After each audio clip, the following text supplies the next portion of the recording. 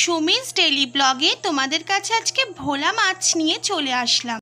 প্রথমে মাছগুলোকে ভালো করে ধুয়ে নুন হলুদ দিয়ে মাখিয়ে রেখেছিলাম। আর কড়াইতে সর্ষের তেল দিয়ে খুব ভালো করে মাছগুলোকে ভেজে নিলাম। তো আমার মাছ ভাজা রেডি। ওই মাছ ভেজে রাখা তেলে সামান্য পরিমাণ কালো জিরে, স্ক্যাপারে কুচো করে রাখা পেঁয়াজ, 3টে কাঁচা লঙ্কা, তারপরে সামান্য পরিমাণ একটা টমেটো দিয়ে খুব ভালো করে ভেজে নিতে হবে যতক্ষণ না ব্রাউন হয় ততক্ষণ।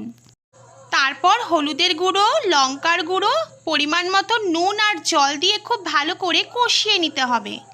কষাতে কষাতে যখন তেল বেরিয়ে আসবে তখন দিয়ে দিতে হবে পরিমাণ মতন জল, দিয়ে খুব ভালো করে ফুটিয়ে নিতে হবে।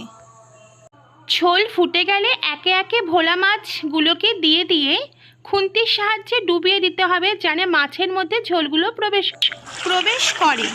আর নামাবার আগে সামান্য একটু ধনেপাতা দিয়ে ভালো করে ফুটিয়ে নামিয়ে নেব। ভালো লাগলে লাইক, কমেন্ট, শেয়ার আর সাবস্ক্রাইব করতে কিন্তু ভুলো না।